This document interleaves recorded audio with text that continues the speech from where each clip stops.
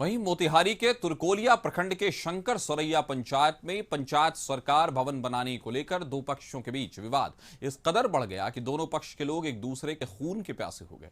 नतीजतन दोनों पक्षों के बीच जमकर लाठी डंडे और पत्थर चले, जिससे कई लोग घायल हो गए। इसी दौरान दूसरे पक्ष की गाड़ियों को आग के हवाले कर दिया गया। बाद में जब पुलिस मौके पर पहुंची तो मामला शांत हुआ। बताया जा रहा है कि वर्तमान मुखिया और पूर्व मुखिया के समर्थकों के बीच जमकर लाठी डंडे चले हैं, जिसमें लोगों को गंभीर चोटें आई हैं। कई के सर फटे हैं, जिनका इलाज निजी नर्सिंग होम में कराया जा रहा है।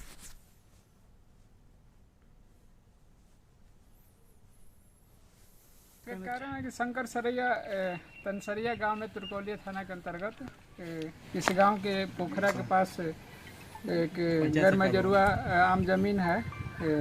खेसरा नंबर 3093 है, रकबा 3 एकड़ 84 डिसमिल है।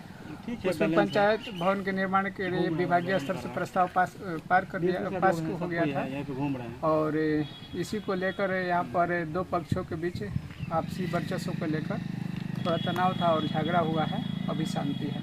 इस खबर पर ज्यादा जानकारी के साथ मोतिहारी से हमारे सहयोगी अमित हमारे साथ जुड़ गए। अमित, जैसी तस्वीरें उभर कर आ रही हैं, गाड़ी को आग के हवाले कर दिया गया, दो पक्ष एक दूसरे के खून के प्यासे हो गए और मामला एक मुखिया है जो अभी वर्तमान में है और पूर्व मुखिया के समर्थकों के बीच झगड़ा बताया जा रहा है। क्या है पूरा मामला? जी बता दूं काशिफ कि ये जो पूरा मामला है एक वर्चस्व को लेकर ये मामला है।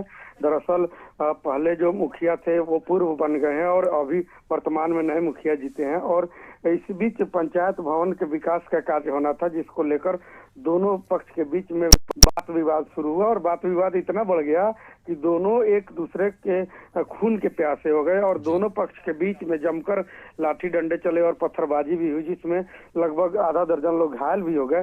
सभी का इलाज स्थानीय अस्पताल में चल रहा है और इस बीच मूव इतना खराब हो गया कि लोगों ने एक स्कॉर्पियो गाड़ी को भी आग के हवाले कर दिया। लेकिन घटना की जानकारी जैसे ही पुलिस को मिली, मौके पर डीएसपी पूरे टीम के साथ पहुंचे और हंगामे को शांत कराकर मामला को अपने काबू में लिया और जो लोग घायल हैं उनका स्थानीय अस्पताल में इलाज चल रहा है। बहरहाल पुलिस इस पूरे मामले में मामला दर्ज कर लिया है और आगे की कार्रवाई कर रही है। जी अमित, इस मामले में कुछ गिरफ्तारियां हुई हैं?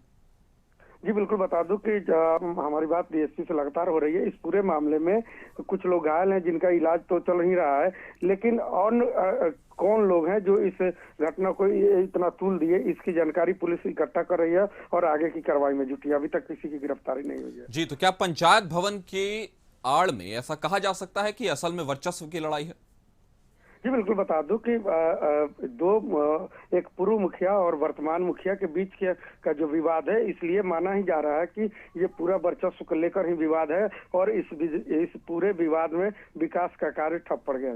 जी, तो इस विवाद में विकास का कार्य जो है वो पूरी तरह से ठप पड़ गया है। नतीजा हम देख रहे हैं कि एक पूर्व मुखिया और वर्तमान मुखिया के समर्थकों के बीच ऐसा झगड़ा हुआ, ऐसा जबरदस्त खून खराबा हुआ कि देखने में ये गाड़ी जलकर राख हो गई, एक दूसरे पर लाठी डंडे चले। मतलब अगर उस वक्त कुछ भी उनके हाथ में होता तो वो हथियार के तौर पे इस्तेमाल कर जाते। जिस तरह की तस्वीरें उभर कर आ रही हैं, एक ऐसा हम कह सकते हैं कि जो ऐसी चीजें, ऐसी जिम्मेदारियां इनको मिली हैं एक मुखिया के तौर पर पंचायत के, लेकिन वो इस तरह से जब हम देखते हैं किसी स्थिति में, तो गांव की स्थिति क्या होती होगी जब दो मुखियाओं के बीच, जो राजनीतिक पद के बीच जब वर्चस्व की लड़ाई होती है, तो तय है कि वहां पर जो माहौल है वो बहुत ही खराब हो जाता है, सियासी तौर पर भी और सामाजिक तौर पर भी। हमारे साथ जुड़ने के लिए अमित, आपका शुक्रिया।